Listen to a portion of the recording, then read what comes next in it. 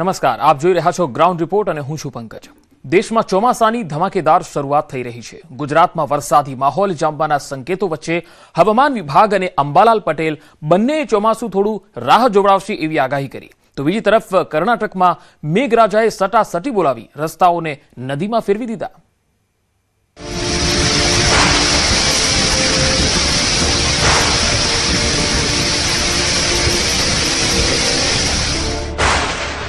મેઘરાજા વરસાવશે હેત। સૌરાષ્ટ્ર કચ્છમાં વરસાદની શક્યતા।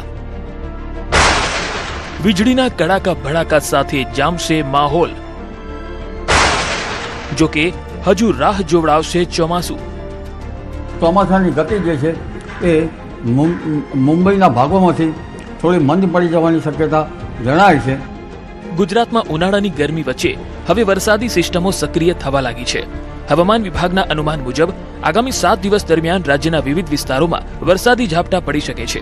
ખાસ કરીને સૌરાષ્ટ્ર અને કચ્છના વિસ્તારોમાં થંડરસ્ટ્રોમ સાથે હળવાથી મધ્યમ વરસાદની શક્યતા વ્યક્ત કરવામાં આવી છે। વાતાવરણમાં ભેજનું પ્રમાણ વધતા અને પવનની દિશામાં ફેરફાર થતા અનેક વિસ્તારોમાં વાદળછાયું વાતાવરણ જોવા મળી શકે છે, જેના કારણે લોકોને ગરમીમાંથી આંશિક રાહત મળવાની આશા છે।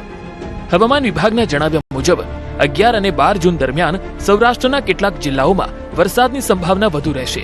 આ સમયગાળા દરમિયાન ગાજવીજ સાથે વરસાદ પડી શકે છે, જેના કારણે ખેડૂતો તેમજ પશુપાલકોને પણ સાવચેત રહેવાની સલાહ આપવામાં આવી છે।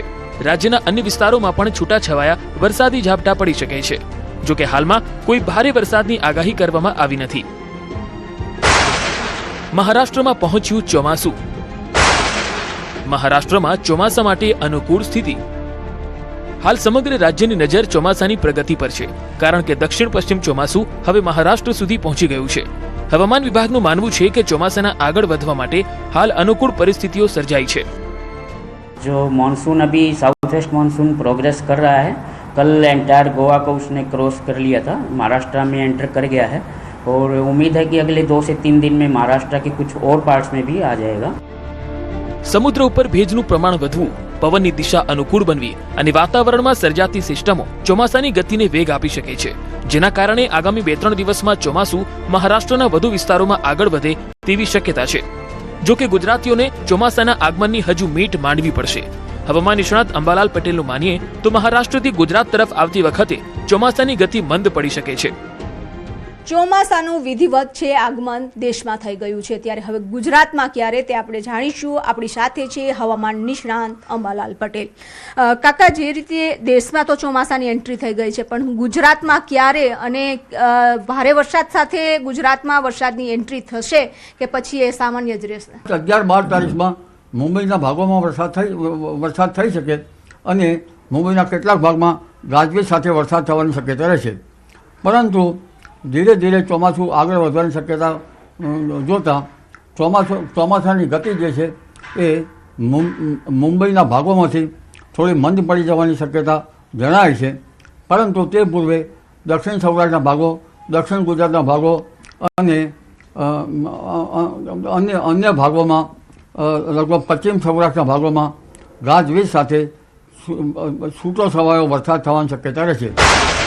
ચોમાસું મહારાષ્ટ્રમાં આગળ વધી રહ્યું હોવા છતાં ગુજરાતમાં તાપમાનમાં હજુ કોઈ ખાસ ઘટાડો નોંધાવાની શક્યતા નથી। હવામાન વિભાગના અનુમાન પ્રમાણે આગામી 7 દિવસ દરમિયાન તાપમાનમાં કોઈ મોટો ફેરફાર જોવા મળશે નહીં। અમદાવાદ સહિતના શહેરોમાં ગરમીનો પ્રભાવ યથાવત રહી શકે છે। અમદાવાદમાં મહત્તમ તાપમાન આશરે 41 ડિગ્રી સેલ્સિયસ આસપાસ રહેવાની આગાહી કરવામાં આવી છે। मैक्सिमम टेम्परेचर्स की बात करें तो 24 घंटे में हमारा जो हाईएस्ट आया है गुजरात में वो 41.5 अहमदाबाद में आया है और अगले 7 दिनों के लिए कोई विशेष बदलाव होने की उम्मीद नहीं है मैक्सिमम टेम्परेचर्स में। હવામાન વિભાગના જણાવ્યા અનુસાર હાલમાં અરબી સમુદ્ર અને તેની આસપાસ એક સાથે 2 શક્તિશાળી હવામાન સિસ્ટમ સક્રિય થઈ છે। આ ડબલ સિસ્ટમ સક્રિય થવાને કારણે આગામી 3 દિવસ સુધી સમગ્ર ગુજરાતમાં હળવાથી મધ્યમ વરસાદની આગાહી વ્યક્ત કરવામાં આવી છે। આ સિસ્ટમની સૌથી વધુ અને વ્યાપક અસર સૌરાષ્ટ્રના પંથકો અને દક્ષિણ ગુજરાતના જિલ્લાઓમાં જોવા મળશે, જ્યાં તેજ પવન અને ગાજવીજ સાથે વરસાદ ખાબકી શકે છે, જ્યારે બીજી તરફ રાજ્યના અન્ય ભાગોમાં વરસાદી માહોલ વચ્ચે પણ ગરમી અને અસહ્ય ઉકળાટનું પ્રમાણ યથાવત રહેશે। હાલ દક્ષિણ પશ્ચિમથી પશ્ચિમ દિશાના પવનો ફૂંકાઈ રહ્યા છે, જેના કારણે અરબી સમુદ્ર તરફથી ભેજયુક્ત હવા રાજ્યમાં પ્રવેશી રહી છે। આ ભેજ અને સ્થાનિક ગરમીના સંયોજનથી બપોર બાદ કે સાંજના સમયે ગાજવીજ સાથે વરસાદી પ્રવૃત્તિ સર્જાઈ શકે છે. હવામાન નિષ્ણાતોના મત મુજબ આગામી દિવસોમાં વાદળછાયું વાતાવરણ અને વરસાદી ઝાપટા વધવાની શક્યતા છે. જો કે ચોમાસાના સત્તાવાર આગમન માટે હજુ થોડો સમય રાહ જોવી પડશે. અંબાલાલ પટેલ પાસેથી એ પણ સાંભળો કે ગુજરાતમાં ચોમાસાનું આગમન ક્યારે થઈ શકે છે. ચોમાસાનો વિધિવત વરસાદ લગભગ મૃગશી નક્ષત્રમાં થઈ જવાની શક્યતા રહેશે. તારીખ 8મી જૂનથી દરિયામાં પવનો બદલાશે. 15મી જૂનમાં ભારે પવન ફૂંકાશે અને તારીખ 16-17 જૂનમાં ગુજરાતમાં કેટલાક ભાગોમાં છૂટો સવારે વરસાદ આવવાની શક્યતા રહેશે. પરંતુ સારો વરસાદ તારીખ 16 બાદ આવવાની શક્યતા રહેતા આદ્રા નક્ષત્રમાં તારીખ 18થી 28માં વરસાદ આવવાની શક્યતા રહેશે અને ચોમાસુની રફતાર તે ધીરે ધીરે પકડશે અને 29મી જૂનથી 7મી જુલાઈ સુધીમાં રાજ્ય સહિત દેશ સહિત રાજ્યના ઘણા ભાગોમાં ચોમાસું સેચ્યુરેટેડ થઈ જવાની શક્યતા રહેશે. એક તરફ રાજ્યમાં ગરમીનો પ્રકોપ યથાવત છે, બીજી તરફ વરસાદી સિસ્ટમો સક્રિય થતા વાતાવરણમાં બદલાવ દેખાઈ રહ્યો છે. ખેડૂતો માટે પણ આ સમય મહત્વનો છે, કારણ કે ચોમાસાની શરૂઆત સાથે જ ખરીફ પાકની તૈયારીઓ તેજ બનવાની છે.